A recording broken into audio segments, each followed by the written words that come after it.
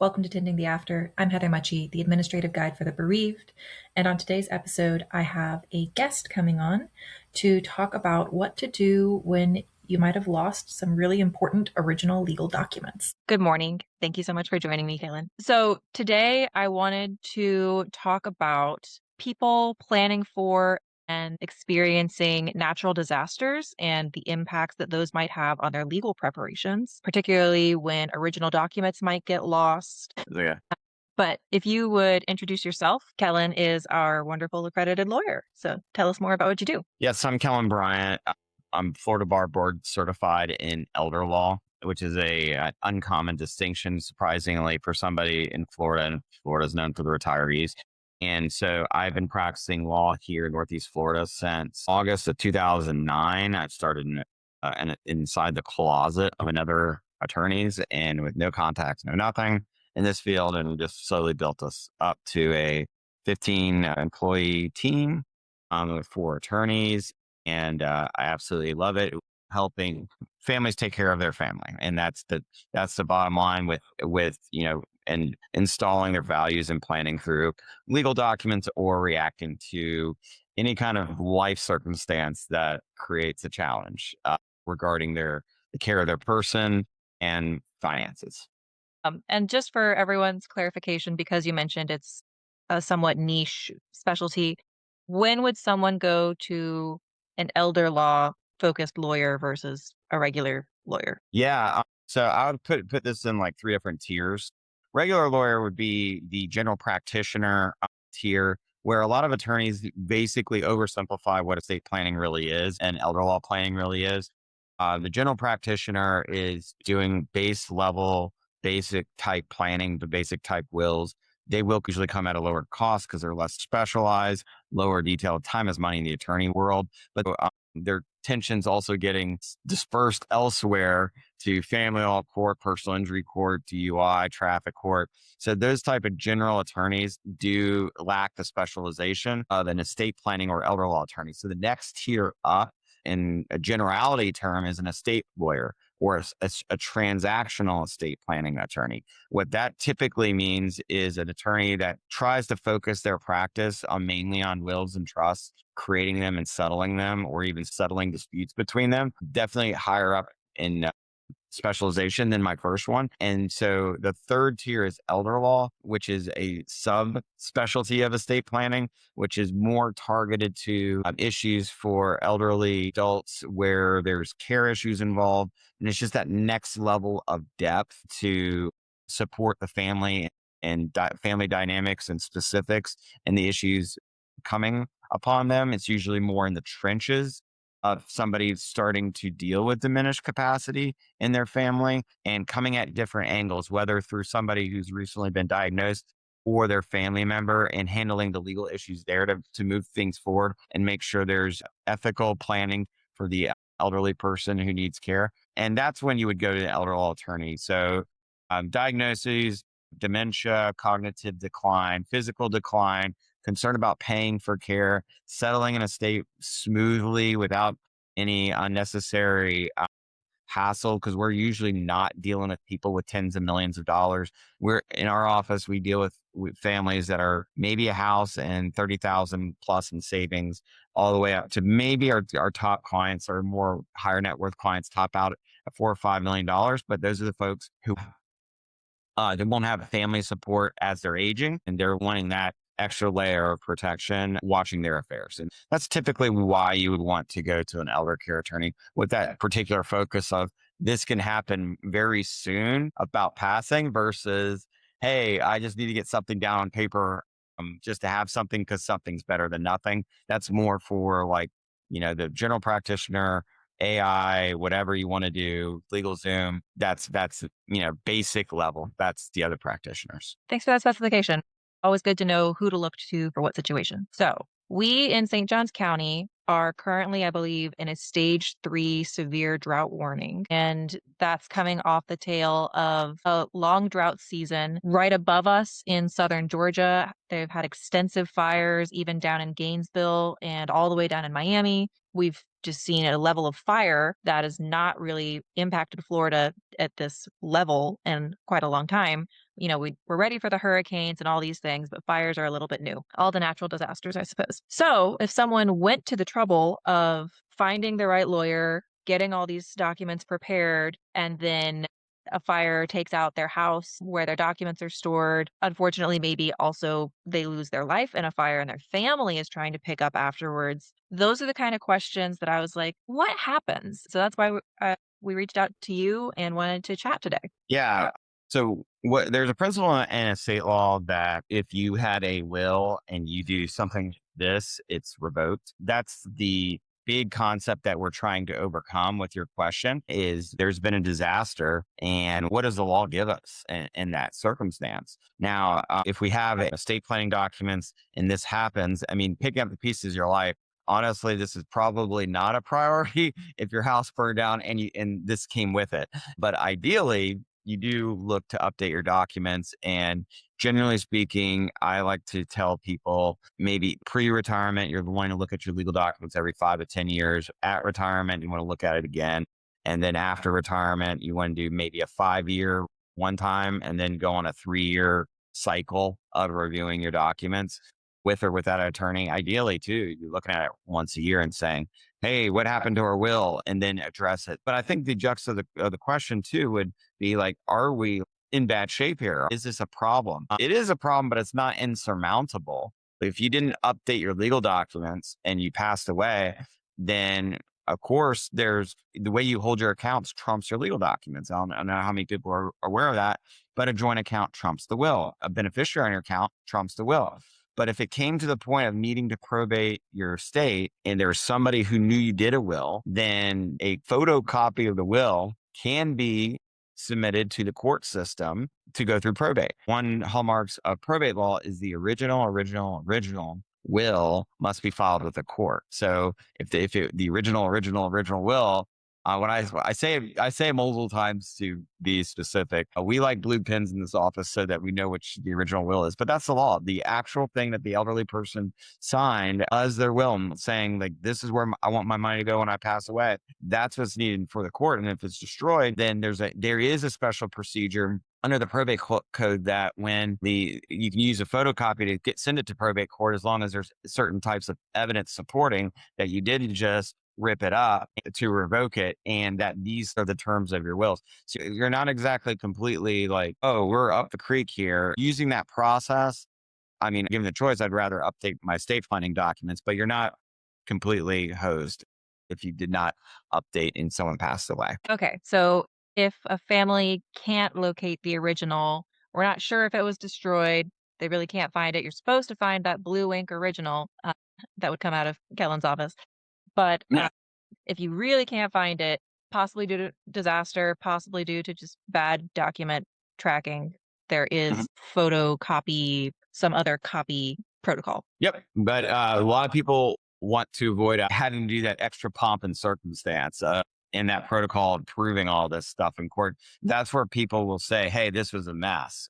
And that's where my argument goes of like, where this falls in line of your priorities after having lost things in a disaster. I would put it within a year, try to update it because of the other things that are probably going on. But yeah, it is definitely something where if there's a loss of life, even in a disaster, you're not exactly in a bad circumstance. And I also want to add that in order for this procedure to work, you need a copy of the will. And that's where it's important to make sure like your attorneys that you're using are using technology that's within the current century, meaning that there's scans, so that scans of your original documents and that the attorney's name is known. I believe when you're treating estate planning like a check the box and you're doing the bare minimum, you're going on the online route that we talked about earlier, there will be no attorney. And if your record keeping is poor and you didn't put in the clouds, you're not going to have a copy. And that would be a big problem.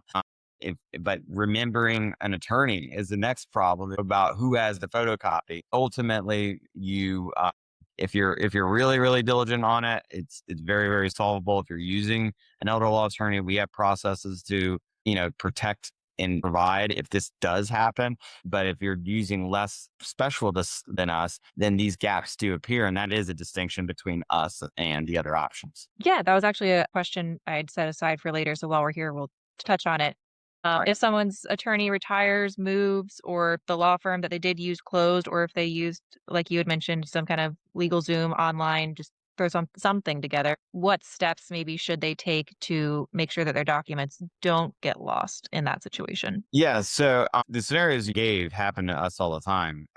And I am a law firm that believes heavily in continuity, multi-generation accountability. So that is definitely very, very important. Now, I think there's a bigger question that I like to raise and for my clients to address is what steps they should take to make sure these types of things don't nip them in a bud is I heavily believe that there should be some intergenerational discussion about this. The minimal expectation is that I would recommend a client is to say, hey, trusted person, son. And by the way, if it's husband and wife, you still need to do this between the next generation in case things go stale between the husband and wife and their cognition declines. So if you don't feel comfortable having this conversation with the person that you've named, I would push back and say, did you name the right person? Because what I've found in my career is that the person that you've chosen to handle your affairs and manage your estate after you're gone, you choose them because they're honest, ethical, good communication, organized,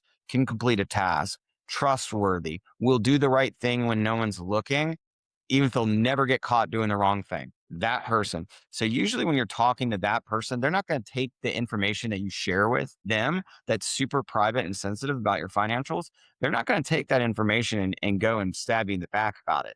There is a nonprofit called the Conversation Project where over 90% of people say it's important to talk about these things. But I think the statistic was 39%, 45% actually do it. And so what I've learned on this important step is that the kids do not want to ask the parents a lot of times because they don't want the parents to think that they're just, out for their money, out for their inheritance, when really the kids wanted to have the conversation because they look around, they say, well, I looked at my two other siblings and I'm the most mature. I'm pretty sure that my parents are going to select me, but I don't want to get a flaming disaster handed to me. So that's why they want to know usually about parents. Now, the parents, it's 2026 when we're talking about this, but the earlier generations of clients that I worked with, talking about money was akin to talking about other really private things that we don't talk about between family. And so they just didn't have the conversation. The arc of 17 years of doing this, I think the generation that's turning, 75 plus now are more open to these concepts about having better communication with the family. So at a very bare minimum, you pick your person. I believe that the onus is on the person who signed the will to communicate to the person that they've named to handle their estate and their affairs. Ideally, even pre-clear it with them and say, hey, if I'm gone, would you handle things for me? I'm putting this paperwork together with an attorney. And if they say yes, you say, great, I'll let you know how things go. And I'll follow up with you in a couple months about this or a couple weeks once this is all done. So that's at a very, very bare minimum. If you do it after, this is how the conversation goes. Hey, I created my estate planning documents. I've used this firm to do it. The originals are located here. Whether they show you physically, like, behind that diploma back there, there's a little safe. If you do something like that, or you just say, hey, it's at my house in my dresser drawer. Those basic things. You don't need to say what's in it. You don't need to make it a big hullabaloo. That's the bare minimum, or at least your family member knows it's there so that if there is a tragic event, they know where to go or where it is, and they have a pulse on it. You make a really good point that a lot of people do overlook that element. You do want the responsible, trustworthy, honest to the back of their hand person.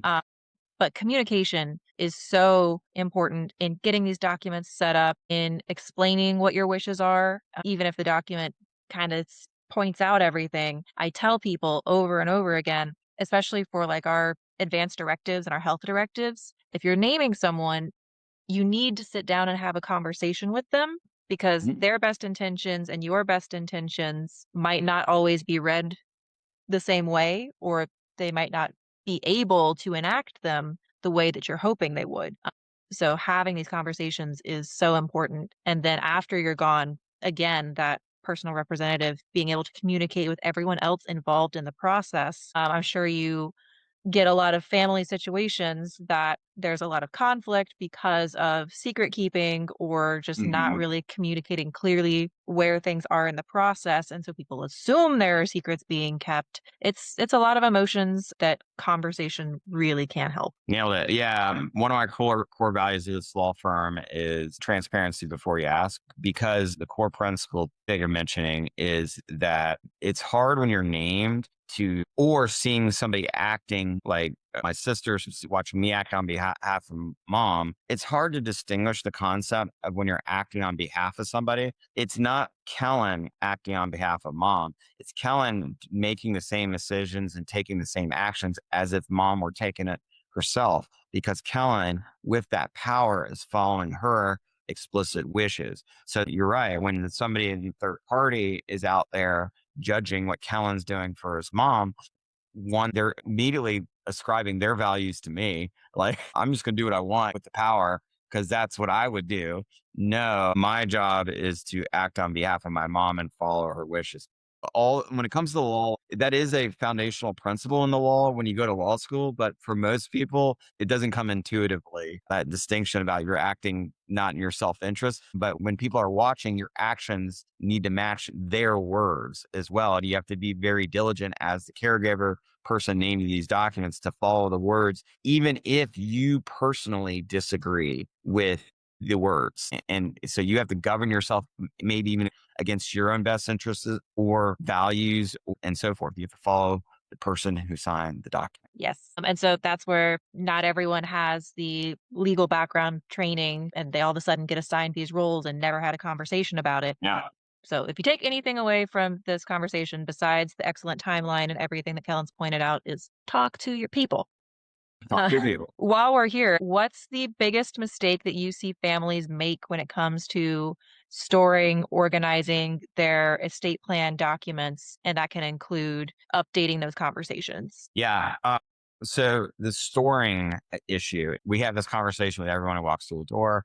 It is very common. So the two mistakes are one on a bank. Most people say, oh, we're going to take it to the lock box at the bank or the safety deposit box at the bank. The problem with that is, and the issue with that is, the owners of the safety deposit box are the only people who can access the safety deposit box. And then the common response is, well, I'll just put my daughter, who I've named in these documents, on my safety deposit box. So one, you have to like make that happen by getting your daughter in the bank and all that stuff and getting the key, not losing the key.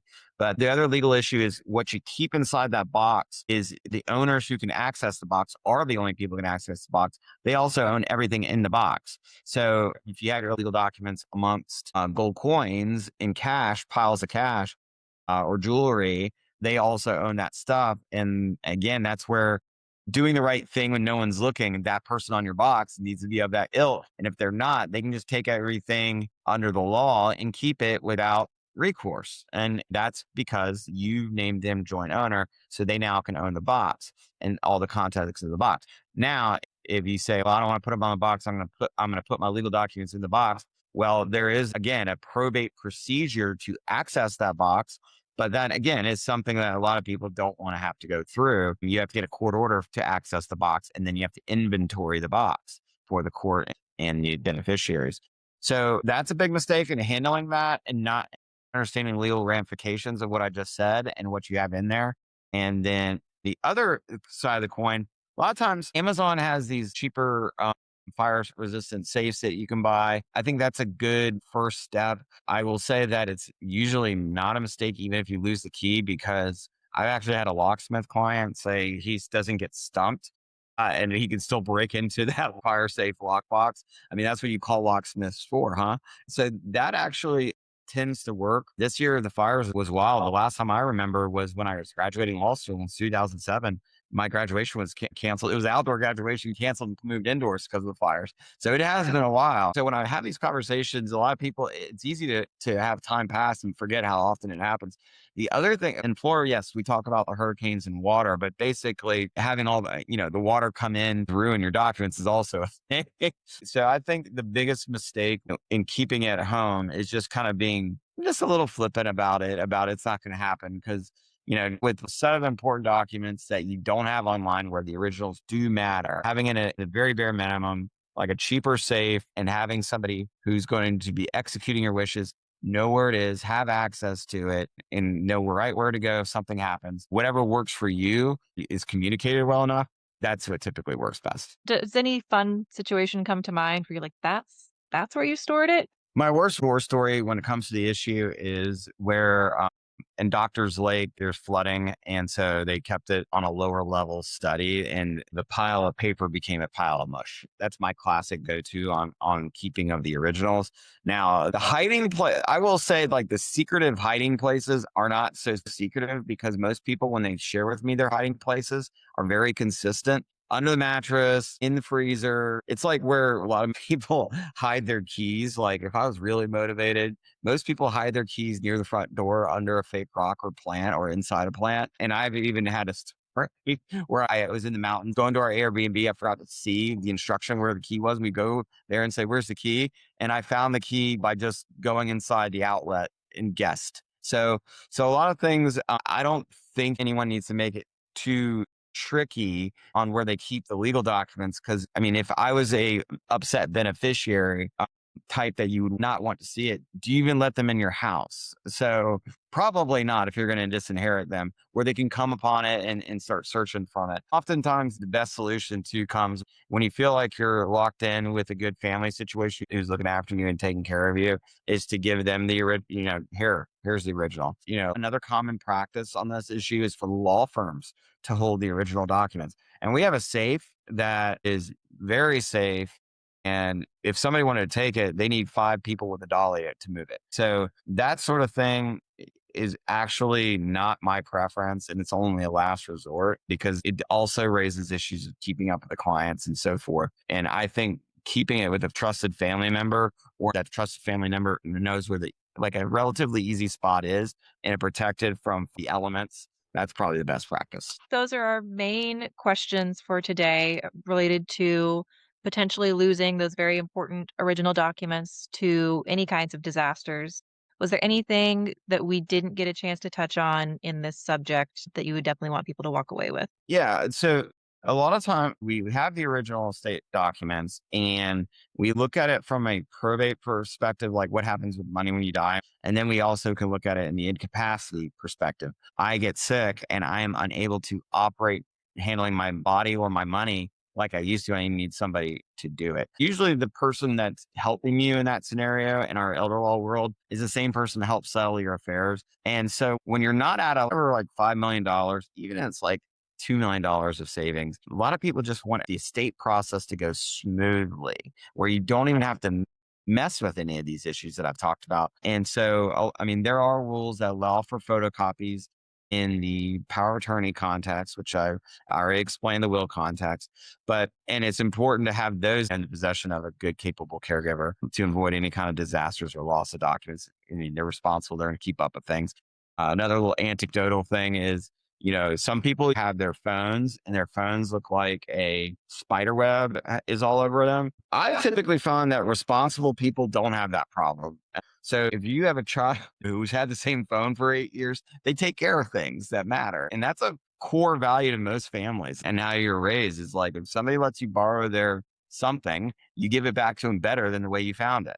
That's just a little sidebar in picking. But ultimately, where I was going with this was for any of the states, it's best to try to avoid probate, to try to avoid these things. I like either having revocable living trust or having your beneficiaries done well, where they align with your will, but beneficiaries avoid probate. So it's kind of thinking about, if you have simple wishes, implementing them the right way, and organization and attention to detail. A lot of people underestimate the challenge. And that's where like our eyes come to help to make sure that probate avoidance happens. And to avoid all miscommunications between me and this podcast, the will does not avoid probate. It is your ticket to probate court. And ideally, if you say, well, I have a will that avoids probate, no, it's your ticket to probate court. If you want to avoid probate, you're looking at, like I said, revocable living trust, beneficiary designations, and so forth. Very good. I do have 3 questions that I like to ask all of my guests. Do you have a will, trust, or other kind of advance directive set up? People would be surprised about people in the space not having their own. Yep. The cobbler's kids do have shoes. So yes, I do have those. You're in a rare percentage. Okay. Second question. What was the best funeral or memorial service you've ever attended? I love that. I'm a big fan of the military service funerals, and I went to one from my first client I ever worked for in legal practice, never talked to. It was his funeral, which was at the National Cemetery in St. Augustine. I just think all the military service funerals, and I mean, this interview is coming off, Memorial Day was yesterday. So it's coming off the heels of Memorial Day. So all the feelings when you think of Memorial Day and the man, in that case, the man he was and the life he lived and the family that was there and for him and what he's done for our country, like that's what makes it was like job well done, and that's gave me a feeling of just job well done. You've honored the Lord and how you govern yourself and your country and your family and live the life, a well life. That's what military funerals usually give me that feeling on. I've been to funerals that it's, or people will say like no funeral, and that kind of makes me a little sad inside. So when I see the military funerals, it just,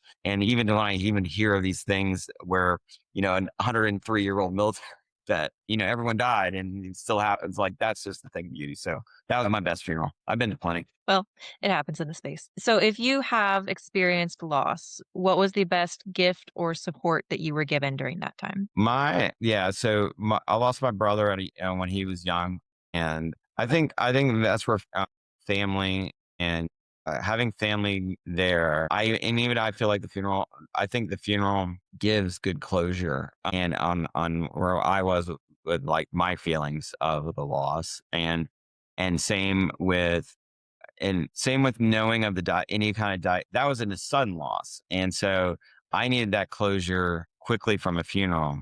And I think that's where it was delivered. And the right people, as I was grieving, were the ones who spoke, not me. I couldn't keep it together to make that happen. And then the best support that, like that was my brother and other family members. It's, when you get older, it's kind of it is a slow decline at times.